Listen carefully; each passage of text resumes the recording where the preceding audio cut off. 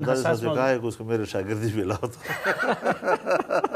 आपने तो बहुत कुछ हमसे सीख लिया तो अब उसको भी ज़रा लाओ। नया सोच लेकर आ रहा हूँ, तो अगर मौलाना साहब हमारा ट्रेनिंग में आ जाए ना, मुल्क के लिए बेहतर होगा। उसने कहा कि मैं बिलावल को शागिर्द लेने के लिए तैयार हूँ, मैं मर गया हूँ। फजलुर रहमान साहब, बड़ी सख्त हमारी लड़ाई हो जाएगी। बिलावल भुट्टो को आपने शागिर्दी की दावत दी, मेरे ख्याल में मुनासिब होता, क्योंकि वो बच्चा है अभी 9 मोज़ा, उसके वालिद जोड़ तोड़ के बड़े माहिर हैं, लेकिन वो आपके गोडे पकड़ लेता तो सीख जाता।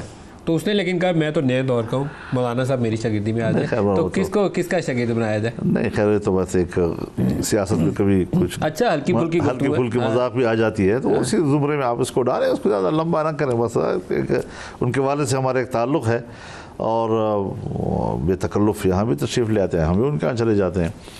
तो नहीं, उसी हल्के फुल्के अंदाज में ही जवाब मांग रहा हूँ, क्योंकि उनके वालिद जोड़ तोड़ के माहिर है, मुफाहमत का बादशाह उन्हें कहा जाता है। और दूसरी ये जो काबिलियत है मिल मिला के रास्ता निकालने की, आपके अंदर मौजूद है।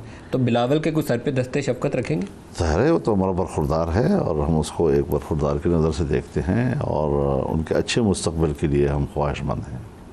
मुस्तकबिल उसका क्या है, क्योंकि अभी उनकी जमात सिर्फ सिमट गई है यूँ रूरल सिंध के अंदर? ये तो अब देखिए, पार्टी को तो पार्टी लीडरशिप ही चलाती है जी, और उन्होंने इस बारे में सोचना भी है और सोचा भी होगा।